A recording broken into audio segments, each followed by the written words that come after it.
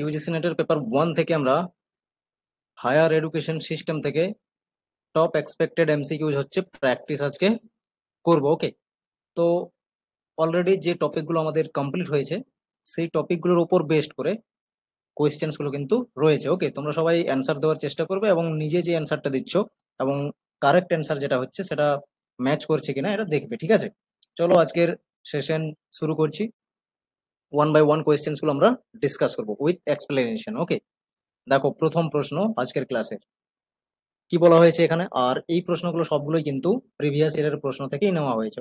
ওকে, দেখো বলা হয়েছে which of these ancient universities is known for specialisation in astronomy. অ্যাস্ট্রোনমির স্পেশালাইজেশন কোন ইউনিভার্সিটিতে রয়েছে? অ্যানসিয়েন্ট ইউনিভার্সিটি এমন কোনটি রয়েছে এই চারটে অপশনের মধ্যে যার স্পেশালাইজেশন হচ্ছে অ্যাস্ট্রোনমির ওপর? ওকে, তো দেখো এর কারেক্ট অ্যান্সার হয়ে যাবে option number 3, Ujjain university. Ujjain university হচ্ছে মধ্যপ্রদেশে রয়েছে এবং এর স্পেশালাইজেশন ছিল অ্যাস্ট্রোনমির ওপরে। ওকে, দেখো এখানে আরো কিছু কি নোটস বা ইম্পর্টেন্ট পয়েন্টস। ওকে, এগুলো দেখো, during Gupta period India has got encouragement in education. Gupta পিরিয়ডের সময় অ্যাকচুয়ালি ইন্ডিয়াতে এডুকেশন সিস্টেমের উপরে ইনফ্রাস্ট্রাকচার এবং এডুকেশন রিলেটেড ডেভেলপমেন্ট হয়েছিল সেই সময়। Okay, and knowledge branches for higher learning, এবং সাথে সাথে হায়ার এডুকেশনের উপরে গুরুত্ব দেওয়া হয়েছিল এই গুপ্ত পিরিয়ডের সময়। Among those, Nalanda University has multiple branches of knowledge covering a wide range of subject and branches. সাথে সাথে সমসাময়িক নালন্দা ইউনিভার্সিটি রয়েছে যেখানে মাল্টিপল ডিসিপ্লিনস এর উপরে বা সাবজেক্টস এর উপরে বা ব্রাঞ্চেস অফ নলেজের সেখানে নলেজ প্রোভাইড করা হতো। ওকে, এবং দেখো তার সাথে কি রয়েছে, তার সাথে আরো রয়েছে অপশনে দেখবে তাকসিলা ইউনিভার্সিটি। তো তাকসিলা ইউনিভার্সিটির স্পেশালাইজেশন ছিল মেডিসিনের উপরে, যেমন প্রশ্ন ছিল যে অ্যাস্ট্রোনমির উপরে, আর এই দেখো অ্যাস্ট্রোনমির উপরে স্পেশালাইজেশন ছিল উজ্জয়িন ইউনিভার্সিটির। ওকে, তার সাথে আবার অপশন ছিল কি অজন্তা ইউনিভার্সিটি। তো Ajanta university was popular for learning arts, architecture and painting. Okay, এই পয়েন্টস গুলো কিন্তু এগুলোর থেকে কোয়েশ্চেন্স হয়। ওকে, আর ক্লিয়ারলি নোটসে দেখবে যেগুলো ক্লাসে করানো হয়েছে সেখানে কিন্তু এই স্পেশালাইজেশন গুলো অবশ্যই মেনশন ছিল। ওকে, এবং সেখান থেকে কিন্তু কোয়েশ্চেন্সটি হয়েছে, এটা পিওয়াইকিউজ থেকেই ছিল কোয়েশ্চেন্স। ওকে, এই ধরনেরই প্রশ্ন আসছে দেখতে পাচ্ছ। চলো নেক্সট প্রশ্নে আসি। দেখো দেখো নেক্সট প্রশ্নে বলা হয়েছে university of the ancient period, university of the ancient period which has been declared by UNESCO as the heritage site is.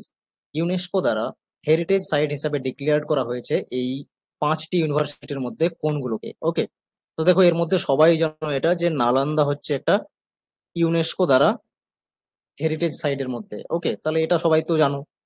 এরপরে এগুলোর মধ্যে এলিমিনেট করে কিন্তু অ্যান্সার দিতে পারবে। তাহলে ই রয়েছে কোন অপশন? অনলি অপশন 4এই রয়েছে, দ্যাট মিনস অপশন 4এই কিন্তু কারেক্ট অ্যান্সার হবে। ওকে, ডি এন্ড ই তাহলে। ওকে, তাকসিলা আর হচ্ছে নালন্দা এই দুটি ইউনেস্কোর হেরিটেজ সাইট হিসাবে লিস্টেড রয়েছে। ওকে, অপশন নাম্বার 4 কারেক্ট অ্যান্সার হলো এখানে আমাদের। এরপরে দেখো এখানেই কিছু নোটস গিভেন আছে।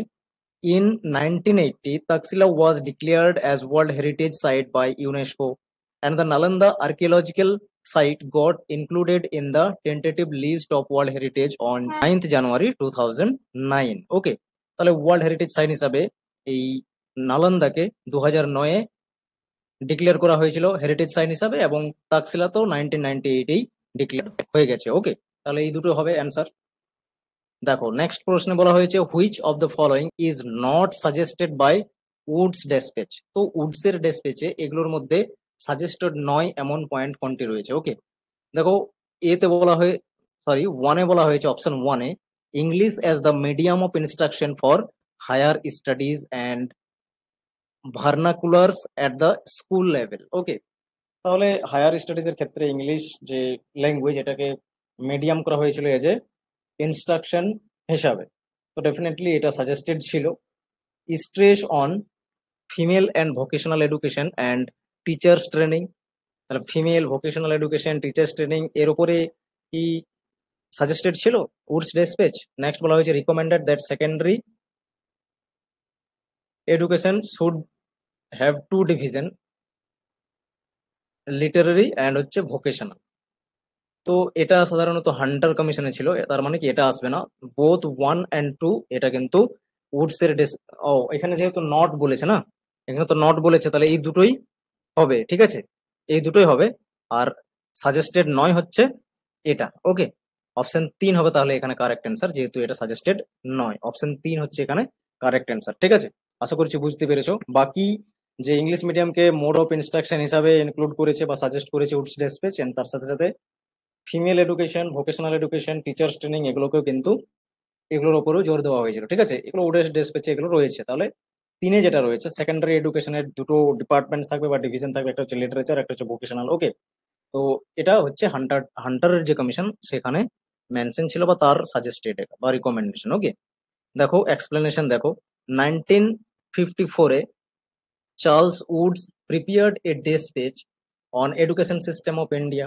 ইন্ডিয়ার এডুকেশন সিস্টেম সম্পর্কে কি না রিপোর্ট তৈরি করেন, সেটাই অ্যাকচুয়ালি উডস তৈরি করেছেন বলে উডের ডেসপেচ বলা হয় এটাকে, ঠিক আছে। হুইচ কনসিডার দ্য ম্যাগনা কাটা of English education in India, যেহেতু ইংলিশকে মোড অফ ইনস্ট্রাকশন করা হয়েছিল, ওকে, সেই জন্য এই চার্লস উডের যে ডেসপেচ এটাকে অ্যাকচুয়ালি কি বলা হয়, ম্যাগনা কাটাও বলা হয় ইন্ডিয়ান এডুকেশনের, ওকে।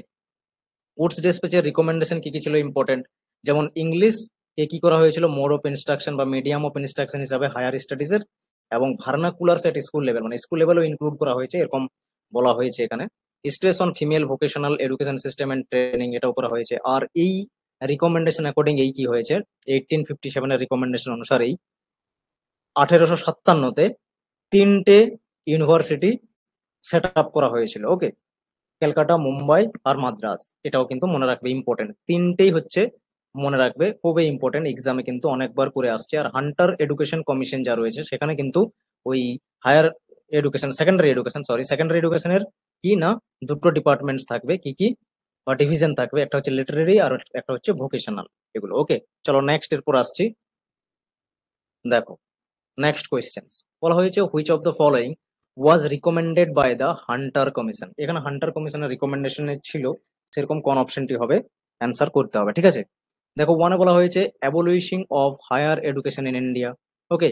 হায়ার এডুকেশন সিস্টেম রিলেটেড কি অ্যাবলিশন করা হয়েছে হায়ার এডুকেশন সিস্টেমকে, নাকি বলেছে রেস্ট্রিক্টিং ওমেন্স রেস্ট্রিকশন, এটা তো আসবে না কখনো, ঠিক আছে। পার্টিসিপেটিং অফ প্রাইভেট এন্টারপ্রেনার্স, তো এটা আসবে হচ্ছে হান্টার কমিশনের মেন যে রিকমেন্ডেশন এটা ছিল কি প্রাইভেট সেক্টরকে এনকারেজ করা, ওকে। এটা হান্টার কমিশনের একটা one of the most important recommendation. তাহলে অপশন 3 এখানে হয়ে যাবে কারেক্ট অ্যান্সার। এখানে বলা হয়েছে encouraging establishment of more and more public universities in rural areas, এটা কিন্তু হবে না, ঠিক আছে। অপশন নাম্বার 3 এখানে কারেক্ট অ্যান্সার হবে। দেখো explanation, the Hunter commission also known as the Indian education commission, যেটা 1982-তে আসে, recommended greater participation of private enterprise in the field of education. Education ফিল্ডে প্রাইভেট এন্টারপ্রাইজকে কি করা হয়েছে, এন্টারপ্রাইজকে এখানে সাজেস্টেড করা হয়েছিল বা রিকমেন্ডেড করা হয়েছিল, ঠিক আছে। যেমন প্রাইভেট স্কুলস বা হায়ার এডুকেশনের ক্ষেত্রে যাতে প্রাইভেট যে বডি আছে সেগুলো যাতে ইনক্লুড হতে পারে, particularly in higher education, actually higher education এর ক্ষেত্রে, okay. It did not suggested that the abolition of higher education and restricting women entry in colleges or focusing on the establishment of public universities in rural India, okay. তো এগুলোর উপরে focus বা suggestion ছিল না Hunter কমিশনের। Next বলা হয়েছে instead the commission emphasises for need expanding and providing education at various level including the role of private entities, okay. তো প্রাইভেট এন্টিটিসকেও তার সাথে সাথে কি করা হয়েছে না যোগ দিতে বলা হয়েছে। তো যাই হোক, এটা তো আমরা অলরেডি বলেছি, আলোচনা করেছি যে প্রাইভেট এন্টারপ্রাইজকে কি করেছে না এখানে সাজেস্ট করেছে হান্টার কমিশনার, ঠিক আছে। এগুলো মনে রাখবে এই পয়েন্টস গুলোর সাথে সাথে। নেক্সট প্রশ্ন দেখো, স্টেটমেন্ট বেসড প্রশ্ন রয়েছে। স্টেটমেন্ট 1-এ বলা হয়েছে the Nalanda university of ancient India attracted students from various parts of Asia.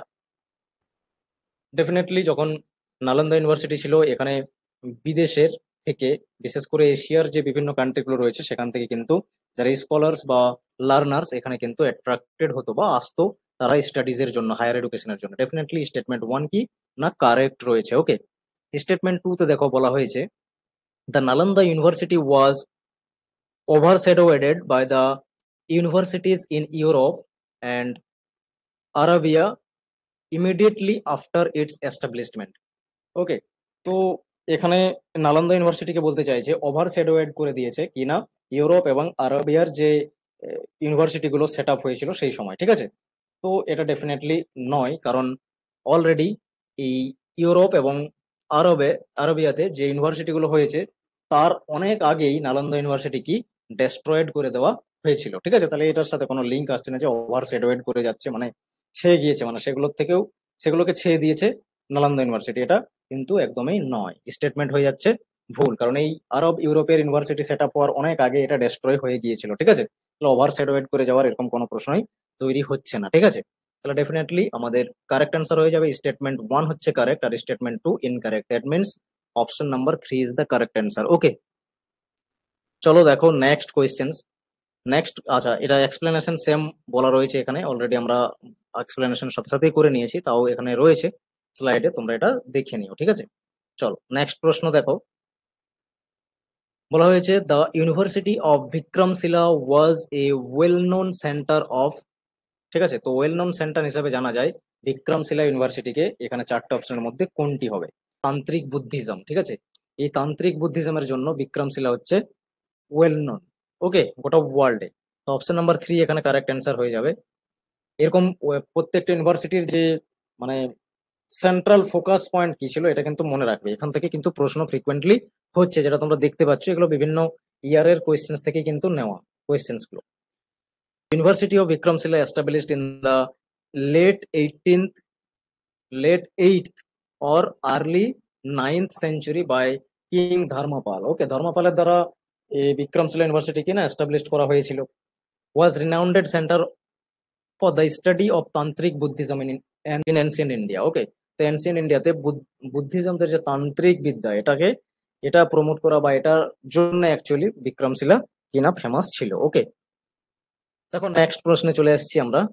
Next প্রশ্নে বলা হয়েছে which of the following Indian universities were modelled on the line of University of London. তো University of লন্ডনের মানে base করে সেখানে যে ধরনের ইনফ্রাস্ট্রাকচার ছিল, যেখানে যে ধরনের এডুকেশন স্ট্রাকচার ছিল, তার উপর বেস করে মানে সে সমসাময়িকের কোন ইউনিভার্সিটি গুলো হচ্ছে। তো ডেফিনেটলি 1857 এর যে এস্টাবলিশড তিনটে ইউনিভার্সিটি ছিল, ঠিক আছে, ক্যালকাটা, মুম্বাই অ্যান্ড মাদ্রাজ, এগুলোই হচ্ছে কি line of University of London, ঠিক আছে, তার মডেলেই তৈরি হয়েছিল। ABC হবে এখানে, তার মানে অপশন নাম্বার 1 কারেক্ট অ্যান্সার এখানে হবে। ওকে, দেখো নেক্সট প্রশ্নে চলে এসেছি আমরা, স্টেটমেন্ট বেসড প্রশ্ন রয়েছে।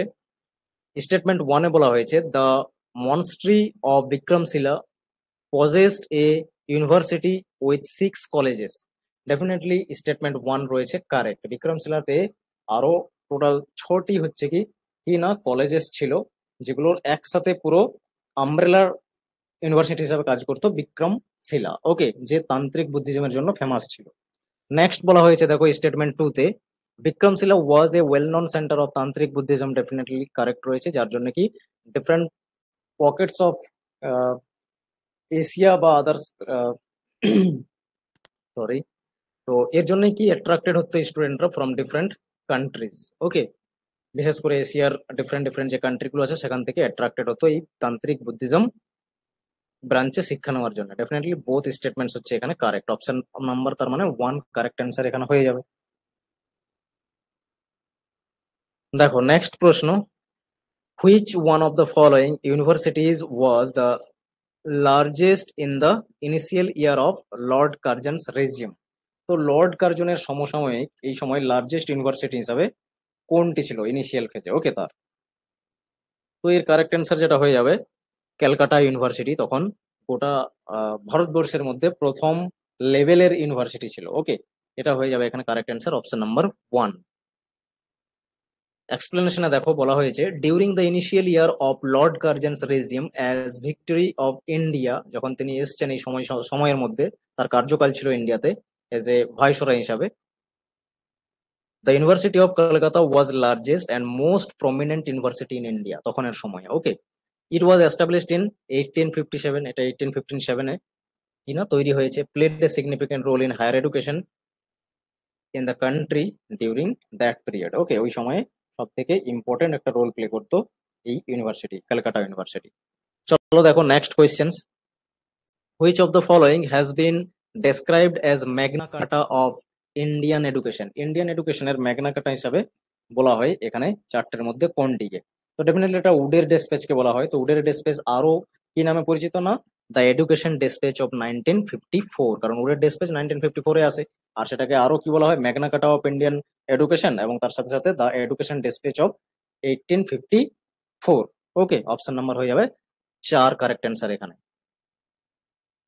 দেখো ইম্পর্টেন্ট নোট কি বলা হয়েছে এখানে, the education despatch of 1854, also known as the Woods despatch, is often referred to as the Magna Carta of Indian education. Okay, এটাকে আবার কি বলা হয় না, Magna Carta of Indian education বলা হয়, কারণ মোড অফ ইনস্ট্রাকশন হিসাবে এখানে ইংলিশকে ইন্ট্রোডিউস করা হয়েছিল 1854 এর উডের ডেসপেচে।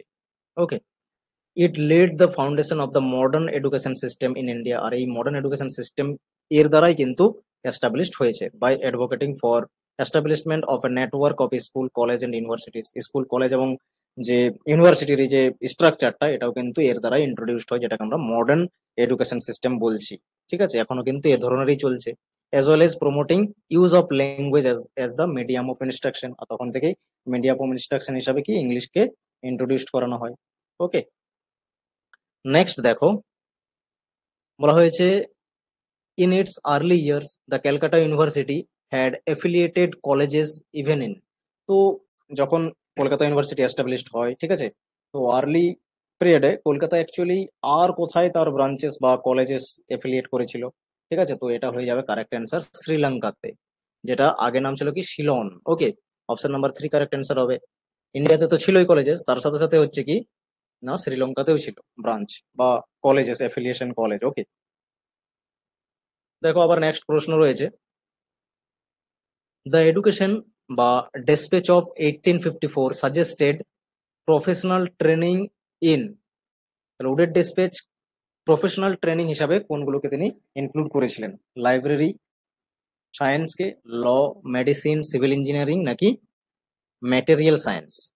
তো এখানে যেটা কারেক্ট অ্যান্সার হয়ে যাবে আমাদের অপশন নাম্বার 2 কারেক্ট অ্যান্সার হবে, ল, মেডিসিন আর সিভিল ইঞ্জিনিয়ারিং। ঠিক আছে, এগুলোকে তিনি প্রফেশনাল ট্রেনিং এর জন্য সাজেস্ট করেছিলেন, ল, medicine, civil engineering. Okay,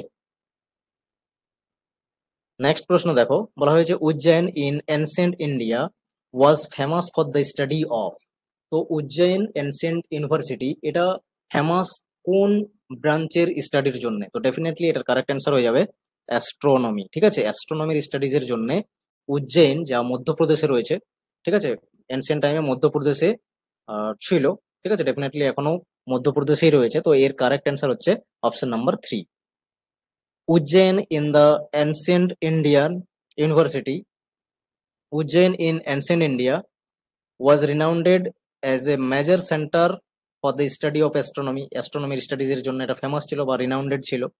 It was home to the famous astronomer and mathematician বরাহ মিহির। ঠিক আছে, বরাহ মিহিরের কিন্তু এটা হচ্ছে কি স্টাডি তিনি সেখান থেকেই করেছেন, among others, এবং আরো তার সাথে সাথে অনেকেই ছিলেন, and played a crucial role in the development of astronomical knowledge in ancient India। ঠিক আছে, আর এই ইউনিভার্সিটি কি অ্যাস্ট্রোনমির উপরে নলেজ স্প্রেড করার জন্য ক্রুশিয়াল রোল মানে ইম্পর্টেন্ট রোল হচ্ছে প্লে করেছিল। নেক্সট দেখো প্রশ্ন, who among the following are said to have had their education at Taxila. তাহলে এখানে যারা অ্যালুমিনিস দেওয়া আছে, সেই অ্যালুমিনিসদের মধ্যে কারা তাকসিলা ইউনিভার্সিটি থেকে এনসিয়েন্ট টাইমে কি না এডুকেশন কমপ্লিট করেছিলেন? ওকে, তো এর কারেক্ট অ্যান্সার হয়ে যাবে Chanakya, Panini. Okay, B and D, option number 4 correct answer, Panini and Chanakya. Option number 4 আমাদের এখানে কারেক্ট অ্যান্সার হলো।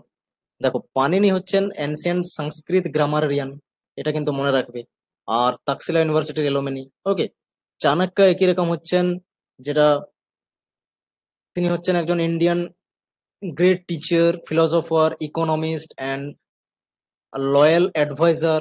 চাণক্যকে আবার কি বলা হয়, কৌটিল্য, বা তার অ্যাকচুয়ালি নাম ছিল Vishnugupta. Okay, is said to have studied and later taught at Taxila. ঠিক আছে, তো এই হচ্ছে চাণক্যান পানিনি, যা এলুমিনিজ তাকসিলা ইউনিভার্সিটির ওনারা হচ্ছেন। ওকে, দেখো নেক্সট প্রশ্ন।